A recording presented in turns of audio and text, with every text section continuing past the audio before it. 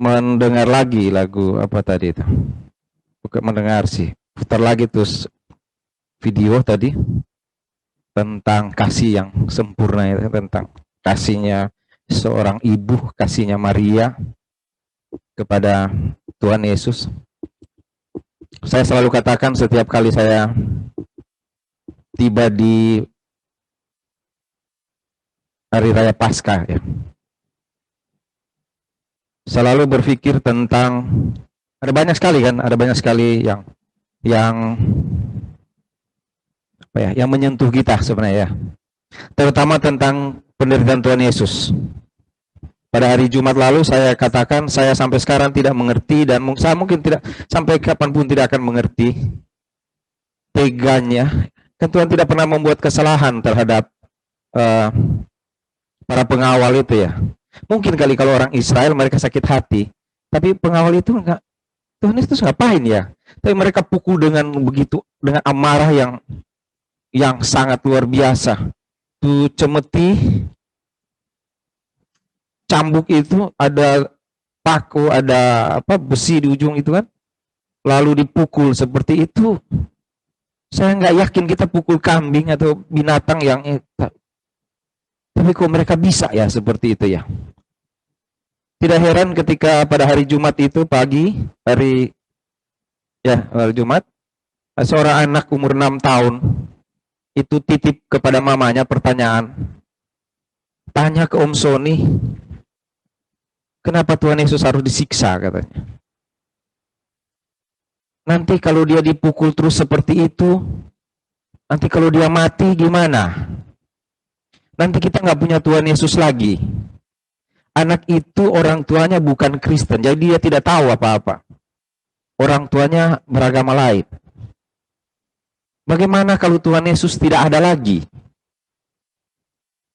Kalau Tuhan Yesus mati, dia belum tahu Yesus mati dan bangkit. Karena saya, itu ada Rabu Gembira namanya, ibadah sekolah minggu pada tiap hari Rabu. Saya belum jelaskan ke mereka tentang Yesus mati dan bangkit.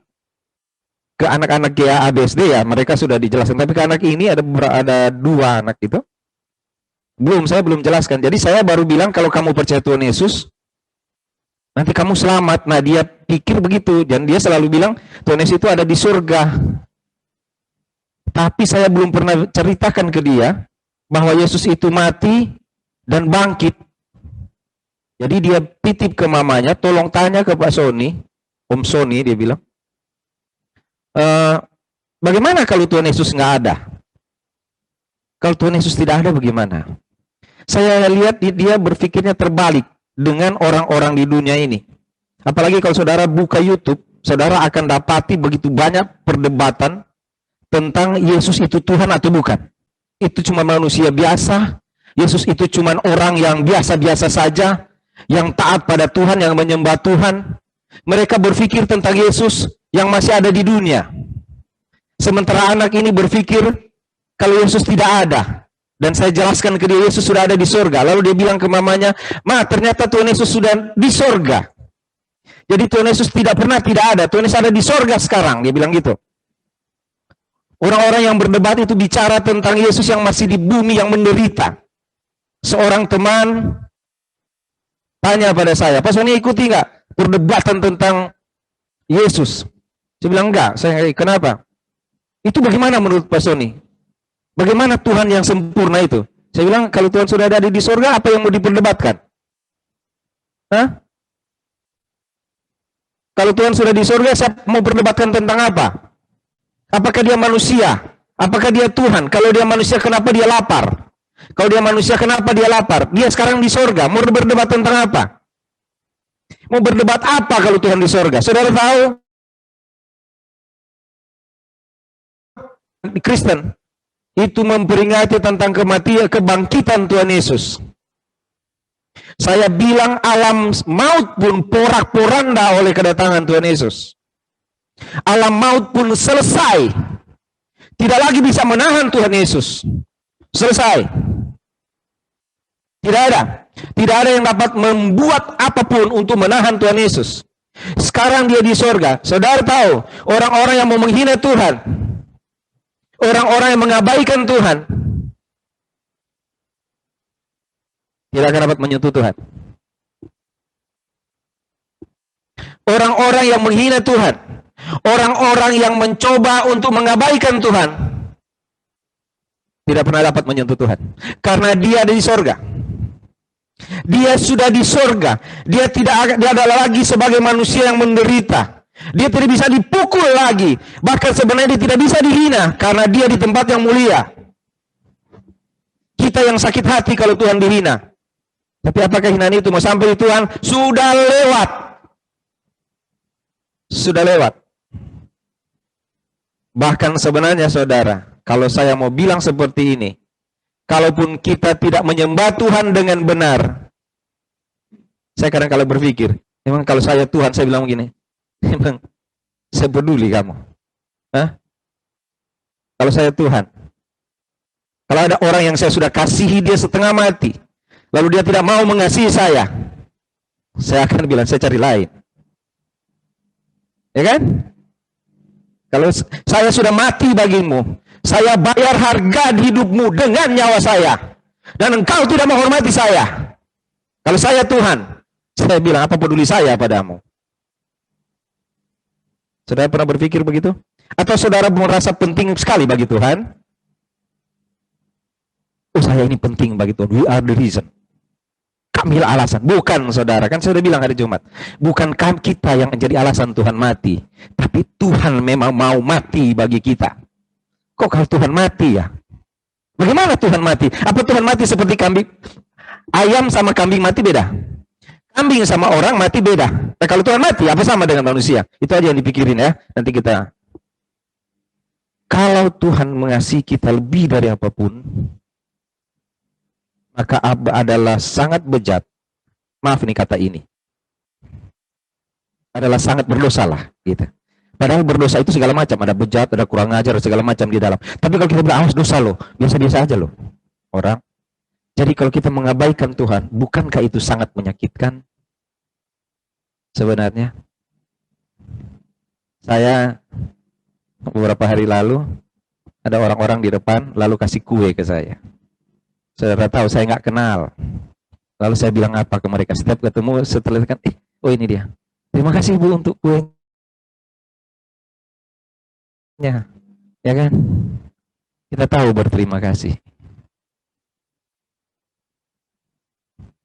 Kepada Tuhan, seperti apa? Saudara yang kasih dalam Tuhan Yesus, saya juga katakan tadi, setiap kali berpikir tentang Paskah atau kematian Tuhan, saya selalu berpikir tentang Maria. Maria. Ya, Bunda Maria. Kenapa dia dihormati? Saya bilang hari Jumat, kalau tidak ada Bunda Maria, Yesus nggak punya daging. Nggak punya. Karena dari situlah manusianya. Seorang wanita muda yang berkorban. Atau dikorbankan kali ya. Berkorban aja. Ya. Dia takut sekali. Malaikat bilang padanya, Maria, jangan takut. Engkau akan melahirkan seorang anak laki-laki. Dan hendak engkau menamai dia Yesus. Dan mulai itu Maria tahu, anak dalam kandungannya itu dari Tuhan. Lalu anak itu lahir.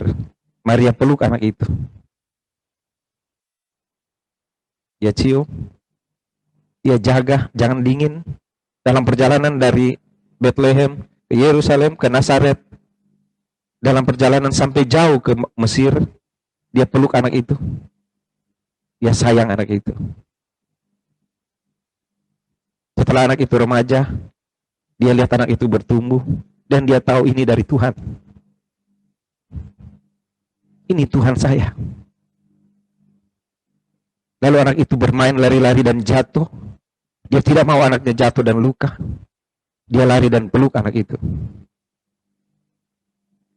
Ketika anak itu dewasa, anak masih remaja, dia bertemu dengan orang-orang dan lihat anaknya berdebat dengan para ahli Taurat pada umur 12 tahun. Lalu dia datang dan bilang, anak, kamu bukankah aku harus ada di rumah bapakku?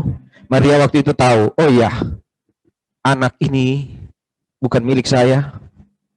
Lalu ketika umur 30 tahun, mereka di pesta. Maria bilang tidak ada anggur. Lalu anaknya bilang, bukan apa yang engkau mau, hai ibu. Waktuku belum tiba. Maria bilang, masukin aja air di situ, nanti dia akan kerjakan. Dia tahu sekarang anaknya mulai bekerja. Saudara tahu pada waktu itu sebenarnya adalah Maria mulai sadar ada pedang yang akan menikam hatinya. Seperti yang dikatakan Simeon kepadanya. Pedang akan menembus jiwamu. Lalu anak itu tidak lagi di rumah. Yusuf sudah tidak ada. Anak itu yang membantu dia bekerja sebagai tukang kayu.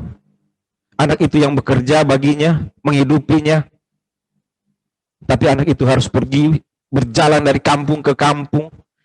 Dibenci oleh orang-orang Yahudi. Tapi anaknya itu berteman dengan para pendosa-pendosa. Bahkan adik-adik dari anak itu tidak bersama-sama dengan dia. Maria melihat itu dengan luka. Yusuf tidak ada lagi. Anak itu sekarang yang bersama-sama dengan dia. Tapi anak itu bilang padanya, Mama, saya harus pergi melakukan kehendak Bapakku yang mengutus aku. Saya harus pergi. Lalu dia pergi dengan 12 orang dan banyak orang yang mengikuti dia. Maria dari jauh. Pada satu waktu Maria datang dan mendekatinya. Lalu orang bilang, ibumu ada di luar. Dan Yesus bilang, siapa ibuku? Saudara tahu perasaan itu?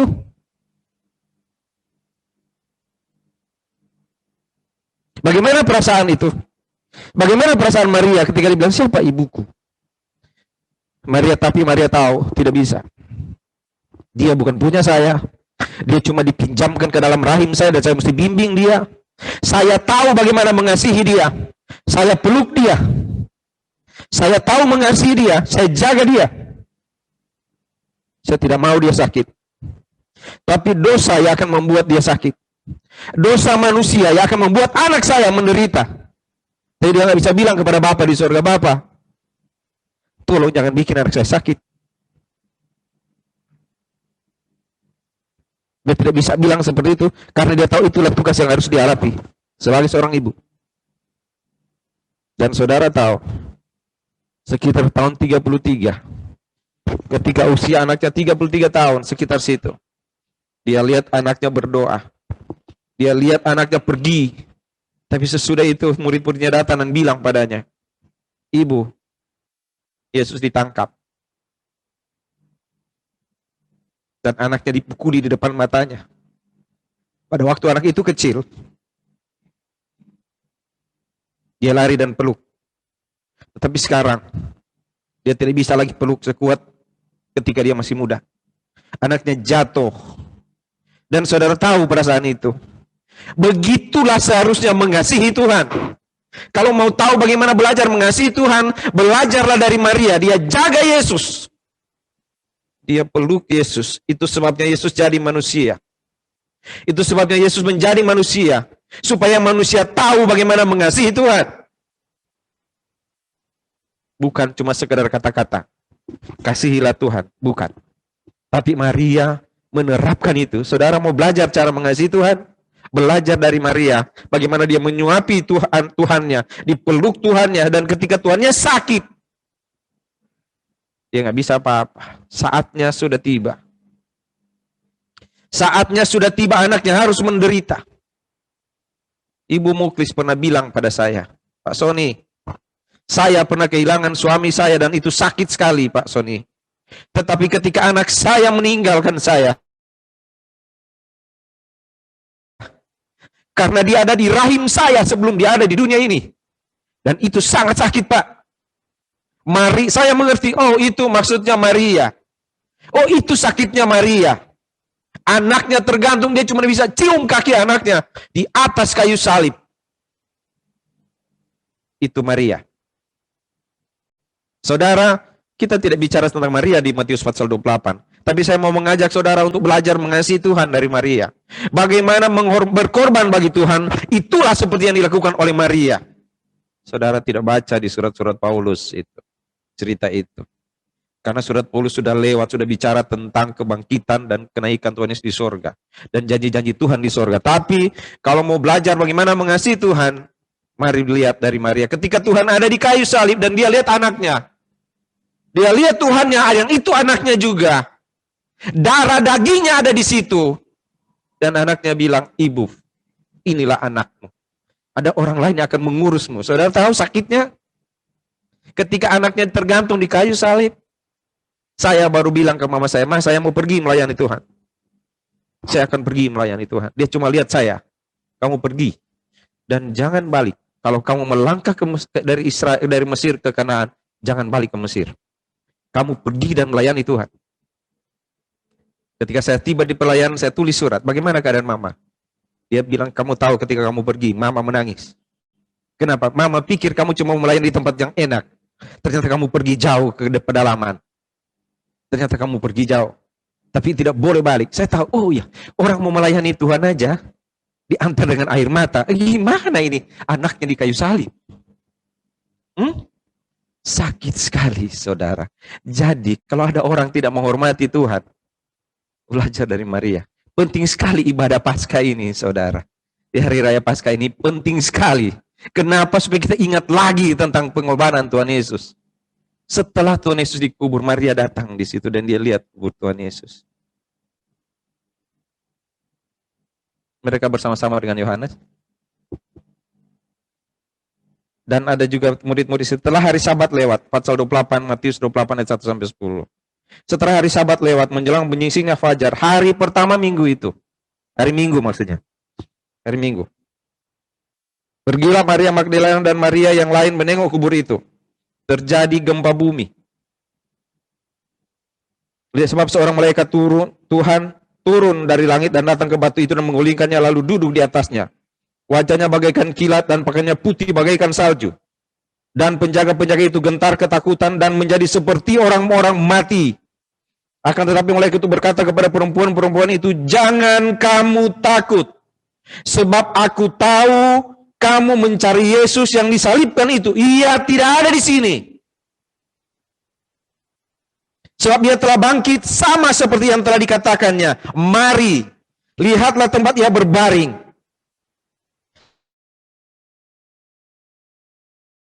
Dan segera telah bangkit dari antara orang mati. Ia mendahului kamu ke Galilea. Di sana kamu akan melihat dia. Sesungguhnya aku telah mengatakannya kepadamu. Saudara yang kekasih dalam Tuhan Yesus. Saya baru cerita tentang Maria. Lalu sekarang kita lihat tentang orang-orang yang dikasihi oleh Tuhan Yesus. Bukan hanya Maria, tetapi orang-orang lain. Maria yang lain juga ada di situ. Mereka mengasihi Tuhan Yesus. Tapi ada satu yang membuat mereka sakit. Ketika Tuhan mati, mereka sedih karena kemarin mereka nggak bisa bawa rempah-rempah. Pagi ini mereka datang, kemarinnya Sabat itu, mereka datang untuk situ ke Tuhan, bertemu, melihat keadaan Tuhan Yesus. Mereka nggak ketemu. Tidak ada Tuhan Yesus. Mereka mengasihi Tuhan sampai mati. Perempuan-perempuan. Saya selalu, kenapa saya cerita Maria? Kenapa saya baca di Alkitab ini tentang perempuan-perempuan? Karena gereja itu maju kalau perempuan-perempuannya maju. Sudah baca di Alkitab? Maaf bapak-bapak. Maka jangan halangi bapak, ibu-ibu.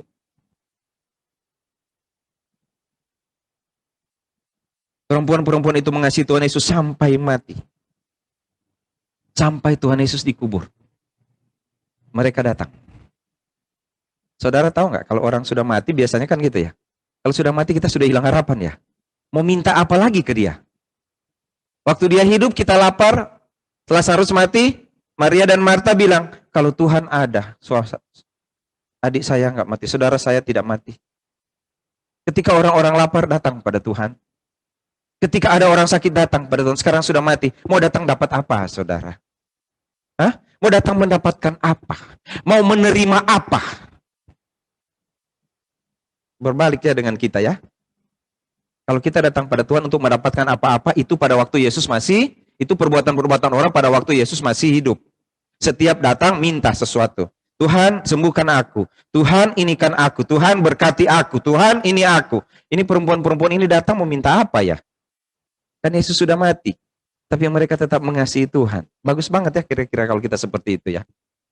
Itu kalau kita datang pada Tuhan bukan mau minta apa. Bukan mau minta apa-apa. Ya, mereka nggak tahu kan.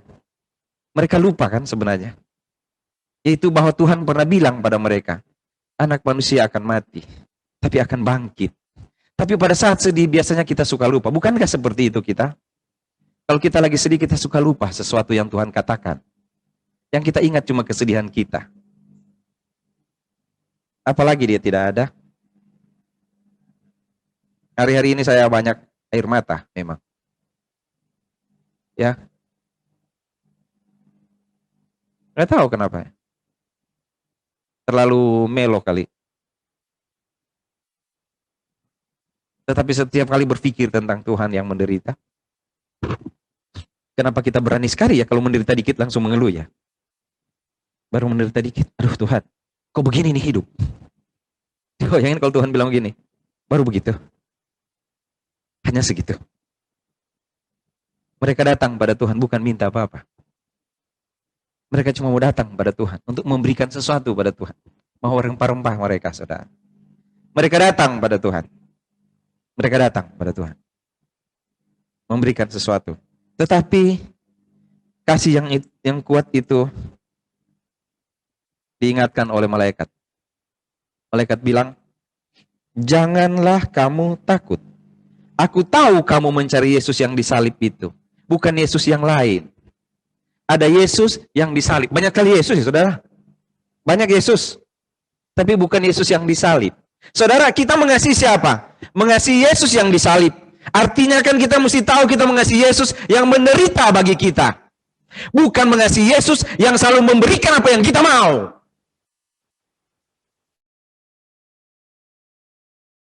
Mengasihi Yesus, menderita kan? Itu yang kamu cari kan? Yesus yang menderita kan yang kamu cari? Bukan Yesus yang memberi makan 5.000 orang, bukan Yesus yang membangkitkan orang mati, bukan Yesus yang membuat mujizat, bukan itu kan yang kamu cari? Kamu cari Yesus yang disalib itu kan? Dia tidak ada di sini.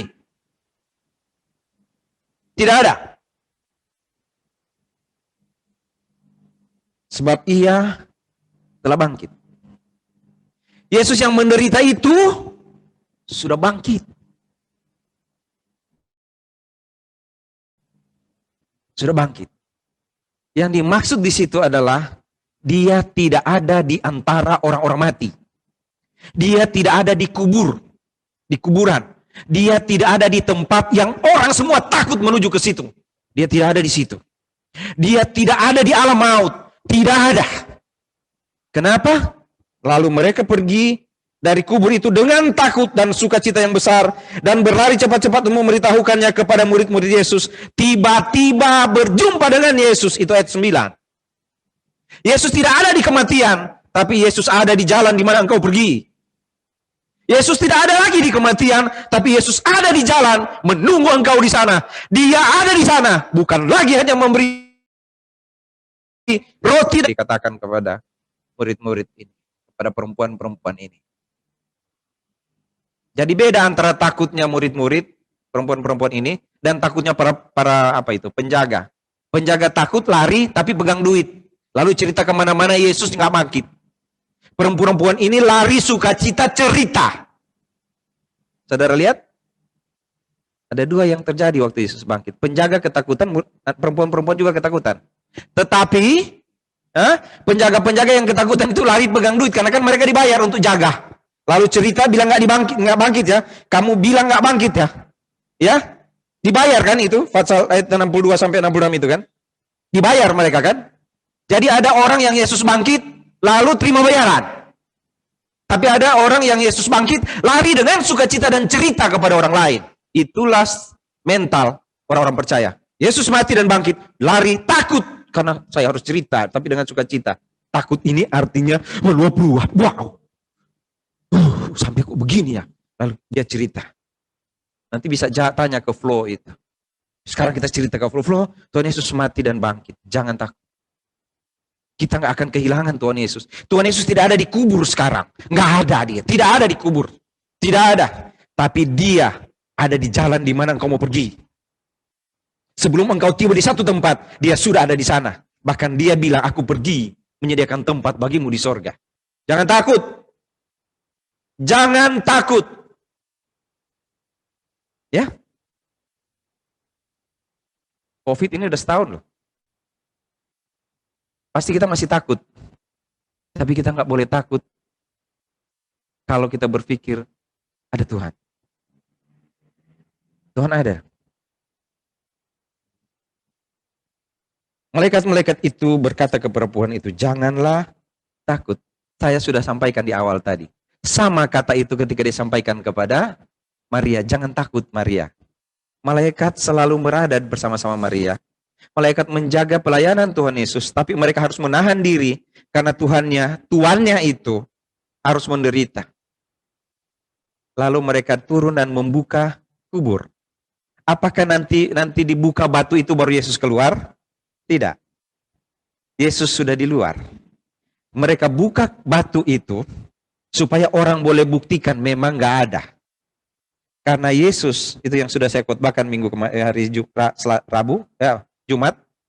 aku memberi dan mengambilnya kembali. Saudara boleh baca itu di Yohanes pasal 10, waktu khotbah hari Jumat. Aku berkuasa memberi nyawaku dan berkuasa mengambilnya kembali. Yesus keluar dari kubur. Lazarus, Tuhan bilang, Lazarus keluar. Yesus di luar, Lazarus keluar. Yesus di kubur, dia keluar dari kubur. Kamu mau tahu dia keluar dari kubur? Kamu lihat, nggak ada dia. Tidak ada. Jangan kamu takut. Ada di mana dia? Kemarin ada di mana dia? Hari Jumat dia meninggal, mati. Hari Sabtu dia tenang. Orang Israel tenang, semua ibadah, murid-murid yang sedih. Orang Israel bangga sekali, punya Tuhan. Mati itu penyesat. Kita nggak dengar lagi suaranya. Itu hari Sabat. Bait Allah tenang. Ya. Walaupun ada ketakutan karena runtuh itu tirai. Situ, ya. Tapi sudah tidak ada tuh penyesat itu. Hari Sabtu itu hari Sabat, mereka tenang. Hari Minggu gempa bumi.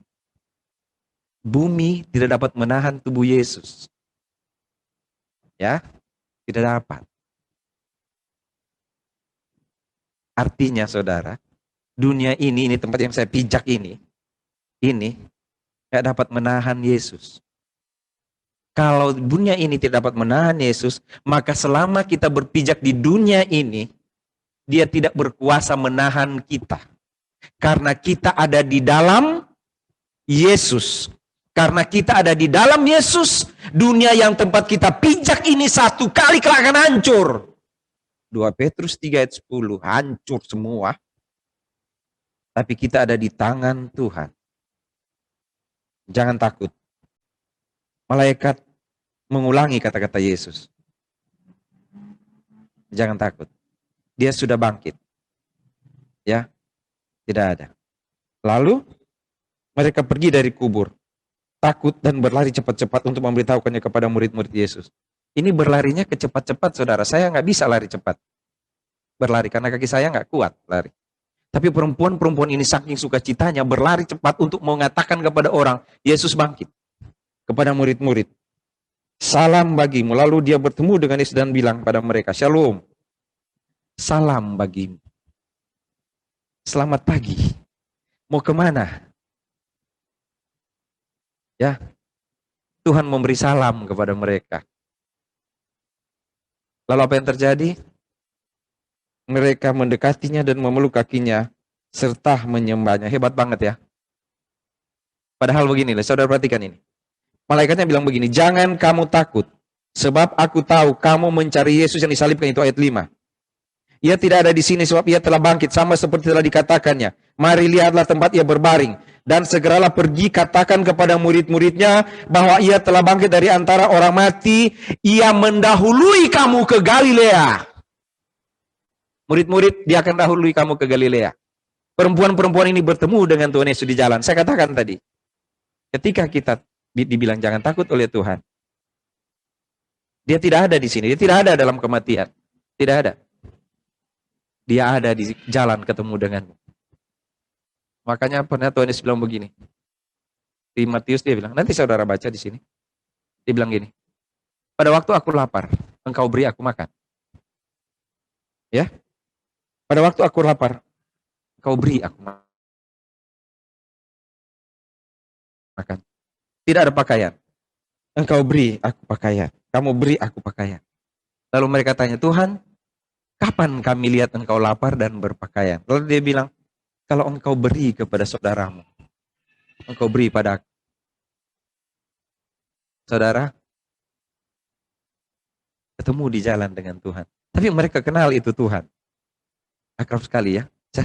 Saya pernah baca buku lalu dia bilang begini, hati-hati Pak, hati-hati ya. Dia bilang di buku itu tulis mereka berbicara, hati-hati. Jangan sampai kita sudah bertemu dengan Tuhan, kita kira orang lain. Ya? Saudara pernah merasa bahagia nggak kalau bisa menolong orang? Kalau menolong orang, bukankah kita akan merasa bahagia ya? Karena bisa menolong orang.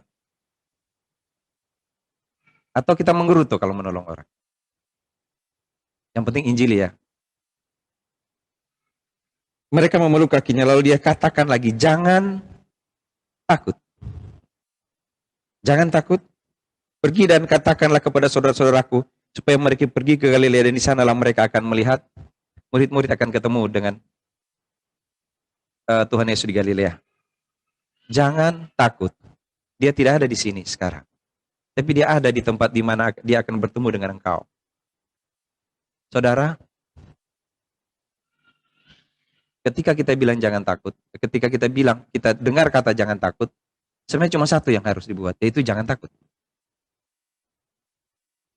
Ya, Tuhan Yesus, ketika dia bilang jangan takut, setiap saat ketika dia bilang jangan takut, artinya kita selalu dalam ketakutan kan? Bukankah kita takut, aduh ini bagaimana ya? Nanti seperti apa ya? Nanti mau bagaimana ya? Tapi tolong selalu ingat, Tuhan bilang, jangan takut. Maka tidak heran kalau kita harusnya tetaplah bersyukur, karena Tuhan bilang, jangan takut. Kenapa kita mesti jangan takut? Gini saudara, kalau kita punya hutang kepada orang, apapun itu, kita bisa bayar kali ya. Umpamanya kalau kita punya hutang kambing, kita bisa ganti dengan kambing. Kita punya hutang banyak sekali di bank atau di mana, kita bisa pinjam juga ke orang lain untuk ganti. Ya kan? Kita dalam hal begitu pun otak kita jalan. Oh harus bikin ini, bikin ini, bikin ini. Selalu seperti itu. Jangan, kita harus lakukan ini, dan ini. Tetapi ada satu hal yang kita nggak bisa bayar, saudara. Yaitu nyawa kita. Kita nggak bisa bayar nyawa kita. Nggak bisa. Mau bayar dengan apa? Begitu juga dengan kematian. Kita nggak bisa tunda. Sambil bercanda, saya dengar seorang anak kecil itu ditanya ini, kamu mau ke toilet nggak? Tunggu nanti kalau ada waktu. Itu bilang gitu. Nanti kalau ada waktu katanya dia ke toilet. Kamu mau makan nggak? Nanti kalau ada waktu. Kamu mau ini nggak? Nanti kalau ada waktu. Nah kalau mati, saudara. Apa saudara tunggu waktu? Saya mulai berpikir seperti ini. Iya ya, umur sudah sekian. Tapi saya baru tahu saya belum cukup umur. Saya baru sadar, oh belum cukup umur. Kenapa? Karena waktu mau divaksin, oh belum bisa katanya. Belum cukup umur. Tapi kan saya mau mati juga. Ya kan? Mulai takut kan kita kalau bicara mati. Tapi kalau lihat orang sakit, lihat orang mati, aduh, kasihan sekali ya. Gak lama lagi kali ya. Bagaimana ya? Saudara pernah lihat gak diri sendiri? Pernah berpikir nggak? Saya nggak mau umur 5 tahun, 2 tahun, 50 tahun, 60 tahun, 70 tahun, 90, 80 tahun.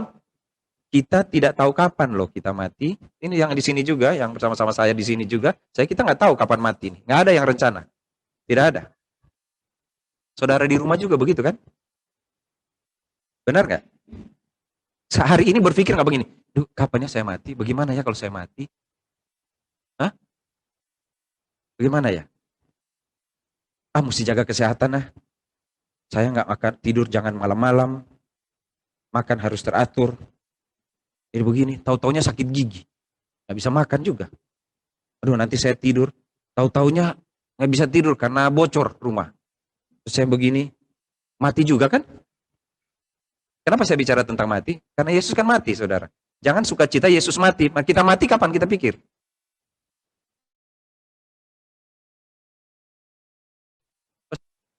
Saya sudah bilang ke Ibu Yosi, nanti kalau saya mati, jangan nangis, ya. Andi Ariel, kamu jangan nangis. Ada deposito, Papa sudah simpan di Bank Amerika, itu pun kalau kamu bisa ambil. Sudah tenang aja, begitu. Pernah nggak pikir begitu, saudara? Bapak-bapak, ibu-ibu, saudara-saudara sekalian, pernah berpikir, aduh kalau saya mati bagaimana? Atau saudara lagi bilang begini, Pak Sony jangan ngomong mati dong. Aduh, saya nggak ngomong mati deh. Kapan masuk neraka? Oh jangan begitu. Saya bilang gini, saudara masuk surga? Saudara mau masuk surga? Mau pergi sekarang? Artinya kan mati dulu. Ya kan? Mau ganti pakai apa itu kematian?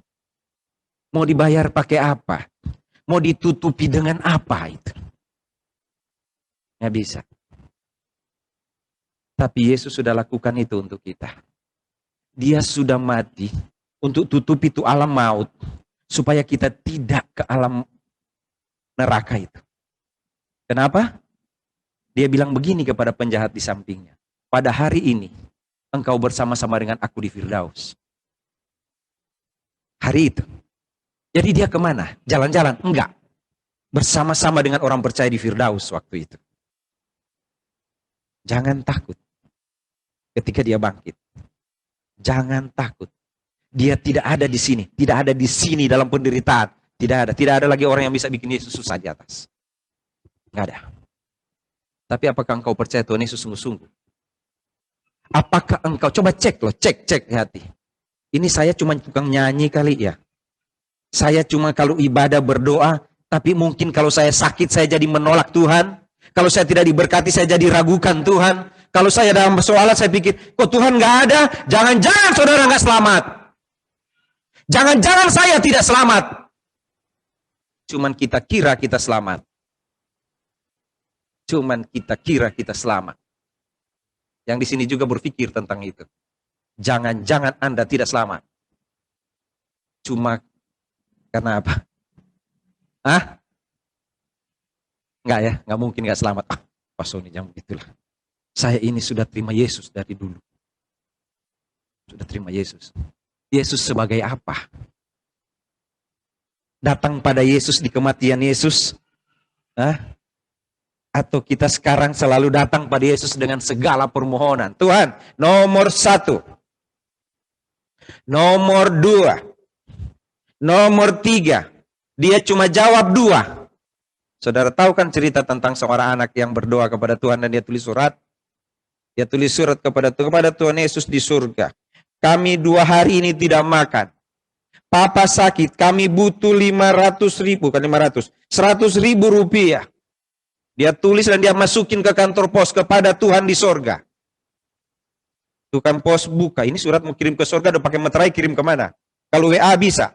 Ini surat waktu itu, belum ada WA dia. Lalu tukang pos buka dan baca. Kasihan sekali ini anak. Orang tuanya sakit, dia cuma anak sebatang kara. Sebatang kara cuma satu-satunya anaknya. Gak punya apa-apa. Perlu 100.000, lalu mereka kumpul duit, dapatnya 75.000. Mereka balas, dari Tuhan. Datang antar. Nah, ini jawaban dari Tuhan. Anaknya itu baca.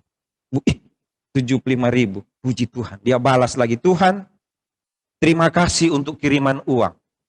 Tapi tolong jangan lewat pos. Karena mereka ambil 25.000-nya. Saya mintakan 100. Mereka kasih cuma 75. Kalau mau beri, jangan lewat kantor pos. Pernah saudara begitu? Minta Tuhan 1, 2, 3, dia jawab 2, kita bilang apa? Kok begini ya Tuhan? Bukankah saya hadir di gereja? Bukankah saya rajin Tuhan? Kalau diminta apapun saya rajin sekali Tuhan. Kok begini Tuhan? Bukan itu yang dilakukan oleh murid-murid. Bukan itu yang dilakukan oleh perempuan-perempuan ini. Dan itu yang mereka dengar. Jangan takut. Cuman itu. Jangan takut. Artinya apa? Kalau aku pergi kepada Bapa, di mana 3 orang berkumpul, di situ aku ada. Kalau aku pergi kepada Bapa, aku akan mengutus kepadamu seorang penolong. Ada Roh Kudus, saudara. Jangan takut. Dia tidak ada di sini sekarang. Dikubur itu maksudnya. Tapi dia ada di tempat di mana kita akan pergi.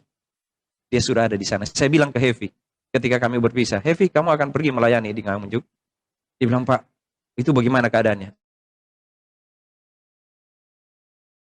Saya nggak tahu. Sebelum kamu sampai di sana, Tuhan sudah ada di sana. Tadi malam kami ngobrol dan dia bilang, Pak, Tuhan ada di sini. Kenapa? Saya ketemu dengan anak-anak muda yang semangat di sini, Pak. Dan saya sudah tahu bahasa Jawa, Pak, sekarang. Walaupun baru 1 minggu. Saya tanya, apa yang kamu tahu bahasa Jawa? Puanas banget. Ah, itu bahasa Jawa yang dia tahu. Mesti panjang, Pak. Puanas banget. Oh, begitu. Tuhan sudah ada. Murid-murid, perempuan-perempuan, kamu pergi ke satu tempat. Nanti ketemu aku di sana. Ada COVID, di ujung COVID ada Tuhan Yesus. Di tengah COVID ada Tuhan Yesus. Di tengah masalah ada Tuhan Yesus. Ada Tuhan Yesus, saudara. Ya, saya pengen sekali dengar sebelum saya tutup khotbah ini. Perfect love itu tadi.